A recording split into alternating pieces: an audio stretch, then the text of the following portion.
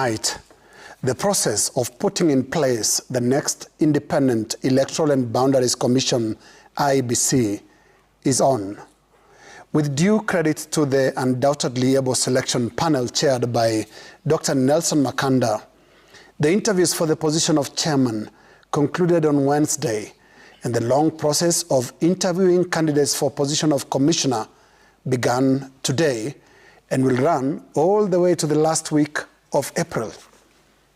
The selection panel deserves all the goodwill as it embarks on the process of selecting one commission chair out of 11 candidates and 6 commissioners out of 111 candidates. And as we wish the selection panel the best of luck, a humble reminder of the expectations of Kenyans should also come in handy. Now, we've been down this path before, the path of constituting or reconstituting our election management body.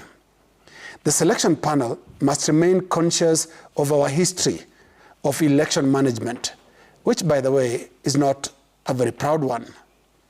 This particular selection panel finds itself in the unenviable place of constituting the IEBC from zero. The circumstances for this panel are nearly the same as those that existed in the aftermath of the 2007 botched elections, when, on recommendation of a special commission, the Interim Independent Electoral Commission, IEBC, was selected, with lawyer Isaac Hassan being picked as chairman. The selection panel is also in the same place a similar process was when, in the aftermath of the contentious 2013 election, Isaac Hassan and his team were hounded out of office. Well, let's accept it. Our electoral management structures function exactly like some temporary seaside house of reeds that is brought down to the ground every time the high tide sends in some heavy winds. So to Makanda and the team, gather those reeds and put our structure up once again. One would wish the structure would be stronger than that house of reeds, but one would also understand that this is really not up to the Makanda selection panel. But this is up to the panel.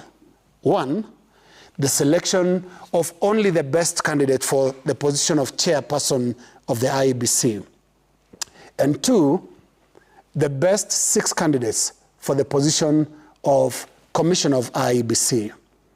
In doing this, the panel must be wary of the historical abuse of the Holy Scriptures by previous IEBC selection panels.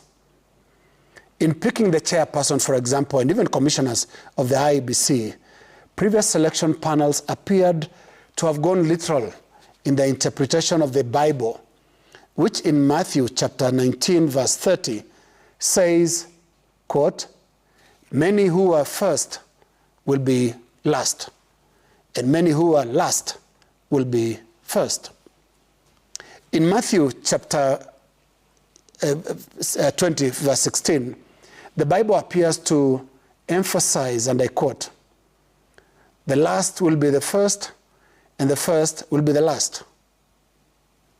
I reluctantly invoke these scriptures here because only as an illustration to the public discussions that followed the appointment of the previous chairman of IEBC. It emerged that the candidate picked was not necessarily the best candidate in the selection process. The last became the first. The selection panel must also be wary of pandering to the political wishes of those who nominated them to the selection panel.